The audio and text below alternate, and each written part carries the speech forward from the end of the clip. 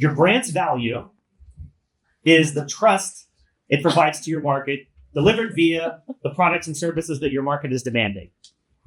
Anybody disagree with that? Is there a better way to put that, you think? Yeah. No. Nobody's holding the thumb finger, so we're good. Your brand's value is the trust it provides to your market. So I think it's a good time to segue into ERPs. Our ERP will do anything for customers, but it won't do that. I'm not going to do that. No, we'll get kicked out. Like, that's not happening. So in order to build your brand and inspire trust and confidence with your customers, you need to do a lot of things. But the ERP, which is the center of our businesses typically, doesn't do the things that your customers actually want you to do. And we'll go into some of this detail here in a minute. So if your ERP won't do those things, what do?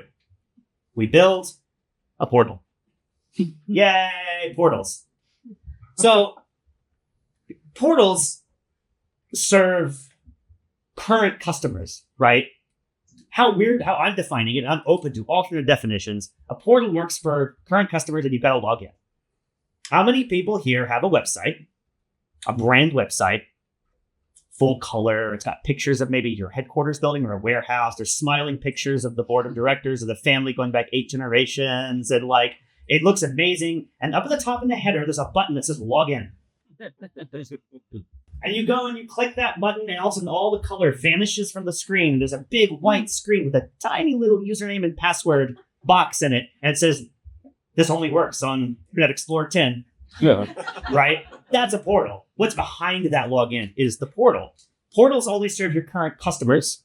They're non-threatening. Nobody had to have a channel angst meeting about a portal. Like the sales team was like, oh, great. Good. Portal. Fine. I still have a job. All right. They're channel agnostic. All the orders, well, EDI orders, phone center orders, e-commerce orders, if you have them, right? They all are there in the portal. The portal pages can't be seen by Google, which is a plus in some companies, but they're restrictive customer experiences. They are one-way doors into, you would have gotten away with it if it hadn't been for those kids and their dog, right? It was Mr. Mainframe all along. So we know what a portal is, right? A portal is the one-way door into a really old ERP that only works for people who have accounts. Let's talk about brand websites. I use ChatGPT to make this because I'm non-artistic. So websites are open to the public. That's that WordPress site, the Drupal site, the, Sitecore site, whatever. It's open to the public and it markets your company. So the portal serves the transaction and the operations. And we're all marketers here. This is what we have to maintain, right? I manage our website at OroCommerce. Like, it doesn't serve current customers. There's very little on an average brand site that a current customer is going to learn. They already know who your board of directors are. Maybe they know what your warehouse looks like and what your logo looks like because they've been doing business with you, right? The calls to action are usually take you off the site. Contact us form, fill it in. It goes to a shared inbox. Somebody checks it once a week sometimes. Maybe it goes to a sales account or something like that. The website isn't super interactive, right? The portal is kind of interactive, but only for current customers, and the brand website is not. Question for the room. Why are these separate sites? Why are these separate digital channels? Who could tell me? Concealing pricing from the open market. Okay. Good one. But there's no pricing on the brand website sometimes. Like it's a totally separate site. But it's a good answer because you're 100% right. Login is what's concealed. The login. And IT runs the portal and marketing runs the website. Should be the same goal. So we just did a survey with WBR, the wonderful company that on this event, and we asked a lot of questions of buyers. We surveyed 100 or so senior buyers in large mid-market enterprise businesses. I think it was like $100 million to $2 billion in revenue or something like that. And we asked a whole bunch of questions. But one of the questions we asked was, what should suppliers do to improve the B2B buying experience? Really open-ended question to we wanted to feel their pain. I'm not going to read all of these, but I think thematically, what stands out is fragmentation of information. Too many portals, too many logins, not enough information is centralized. I'm bouncing from site to site to site. Hate it. Don't like it very much. So your brand's value is the trust that it provides to your market, delivered through the products and services that your market demands. But if half of that is behind a login in a portal, and half of that is on a brand website that doesn't really do anything for your current customers and doesn't show products and pricing, you know who else can't see that? Google. You have no SEO, you have no SEM. Discoverability is non-existent. Often the portals don't have product search. The brand website isn't even aware that you have products. So what do? We build an e-commerce website. And this is sort of the shining North Star that's still very controversial and requires a lot of meetings because you're showing pricing and you're creating a channel and the sales team has angst. And now like we're opening up the details of our business, maybe in a way that we never had before, but it's building the trust with your customers. They need to see the About Us content. They need to see the smiling pictures of your leadership team. They need to see that you have real warehouses. They need to see that you're a real business with decades of experience. They need all of that when they're a first-time buyer because they don't want to buy from someone who's not real, who they don't trust. You need to establish the trust, but then you need to show them the products. People are starting, I don't even go to the talk track stuff of the 80% of buyers are starting their buyer journey online, and B2B are starting the buyer journey online, right? So what do? They start with a product a lot of times. If I Google a product and your products aren't searchable and findable, I don't find you. I go to Amazon. Maybe I find you sold by one of your distributors on Amazon. That's fun. Google plus the buyers need to be able to see what you sell in detail to answer their questions. But you don't just deliver products. Our customer service makes us stand out. Every distributor ever, every manufacturer ever, right?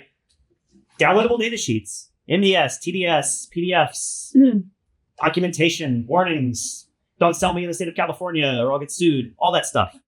Access to knowledge is really critical to build trust. And again, the more you gate things like that, the less trust you're establishing with new customers. As marketers, we want to capture people, but we're not capturing people with the About Us page. We're capturing people with the products and services that we sell and what your market demands. The insight into your customer behavior. And this is really critical because it gets, I think, underrepresented a lot of times in the conversation. An e-commerce website will tell you what brands are my customers searching for, what products are they clicking on and looking at, not what they're buying, right? I can see the order line item in the ERP when they finally buy it, but what's the browsing behavior? What are they interested in that I'm not selling? What do they want that I'm not giving them? That's super valuable signal. You're not going to get it from a portal, and you're not going to get it from the WordPress site. You're going to get it from a fully functional e-commerce site. I'm now going to stop talking amazingly and hand it to someone who has walked this journey with great success, Mr. Taylor. Yeah, so thanks, Aaron. Sure thing. Yeah, it's good to be with you guys. My name's Taylor. I'm with Ciranda. We're a food ingredient supplier. So we source organic, non-GMO, fair trade food ingredients from countries all over the world, and we bring them into the United States, and we source them to food, beverage brands, manufacturers, so that they can put their products into stores. And so we just launched a beautiful new website back in January, which we love. And I would say, like, you know, if I were sitting in this meeting like a year and a half ago, I'd be like, Aaron, like everything you said, that sounds really good, but like, is that actually going to work for my business? You know, like, is it actually going to work? That's really the big question. Like, can we be successful? And so back before we launched our new site, we had separate sites. So we had our marketing site and we had our e-commerce site. I kind of think of them like a married couple that live in the same house, but they sleep in different rooms. They have separate bank accounts. They really only talk, you know, when it's time to get the lawyer involved. That's kind of like what it was like for us. Our customers were always like really confused about how to like even register and get set up. We internally had a lot of struggles. We were managing like the same product listings on one site. We're also having to update our listings over there. None of it was coming from our ERP integration.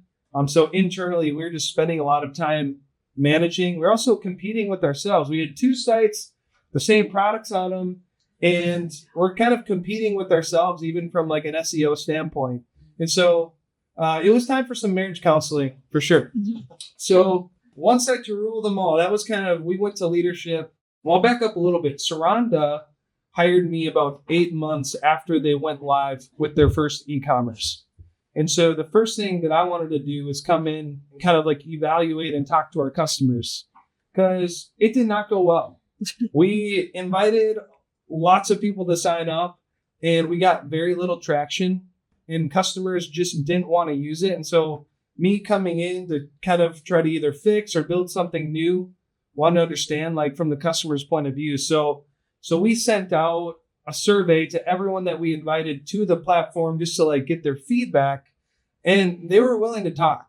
And so I really recommend that for like anyone, like ask your customers like what's missing. If you're struggling with adoption, voice of the customer was really huge for us. So we discovered like they were not able to access the information that they needed, like such as documents. They wanted to pay the way that they're used to paying. They wanted additional shipping methods and things. So we were able to build a brand new website and really bring marketing and e-commerce together. And it has been really good. So we have one website where if you're a guest or a prospect, you can come, you can learn a lot about our company, about our ingredients, and you can click our CTAs and fill out forms, which all flow right into our ERP system. And then you can also register an account. You can become a customer with us from the same site and go through our approval process and like get access to your portal and your dashboard right away. And it's all one platform. We pretty much integrated everything with our ERP system. So everything from all of our product data, customer data, we loaded in order history for all of our customers. So they need to go back and find invoices or download things or pay outstanding invoices. They can get in there and do that. We also were able to build personalized like customer experiences for our existing customers. We have different segments. We have some customers that we do a ton of business with. And then we have the long tail customer. And kind of going back to our first e-commerce site, really the purpose was to serve the long tail. Like all they wanted to do, they wanted to get all the small customers and get them self-servicing. And what ended up happening is we just ended up kind of pissing a lot of our customers off, and they were not happy. And so we were able to build an experience for all of our customers where all of them can come in and interact with us depending on what their relationship is like with us. So some of them can purchase, whereas others, maybe they're just doing quoting or ordering their samples and things like that. And so, Question. yeah, for sure. I'm super curious about how your sales team is organized Sure. on the back end, right? So like our site is kind of just into right now. We're going through a digital transformation, but so like we have ecom reps that handle all of the ecom sales on the site. Then we have like direct rep, enterprise reps. Did you unify your sales organization so everyone is sort of cross-trained on? So like we service the long tail on our ecom site right now. So like what happened with the sales? Yes. So really like there weren't any changes in terms of like, oh, these people are like just for ecom, but we trained all of our sales reps to utilize the platform. So it just became like part of their day-to-day in terms of helping onboard customers and getting them access to be able to log in and all of that. And we did like multiple trainings. One of the things I found is like you need to train your people like more than once.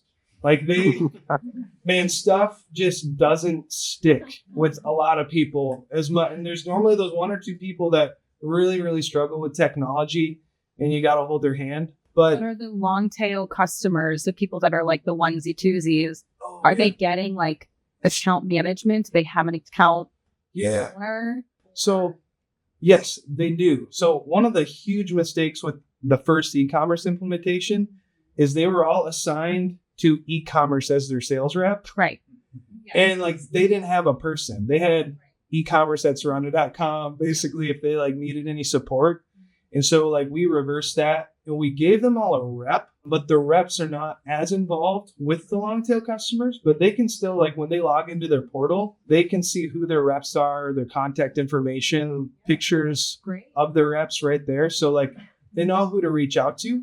But ultimately, like once we really get these smaller customers going in terms of like placing their orders and whatnot, like it's pretty hands off for the most part, unless they're really starting to grow and do more volume. We're talking about like contracts and things like that. Okay. So, Awesome. Yeah. Really great questions. Yes. Yeah. Really good. But I wanted to just share some of the wins really quick before we get to more questions. So we've only been live for just over a quarter. But just compared to the previous quarter, we've already seen over 100% increase in our revenue. We really found that like bringing the experiences together has significantly increased just registrations. We are getting a lot of new people who are coming, they're learning, we're giving them the information they need, and boom, they can register. We've seen a huge increase in that, as well as average order value.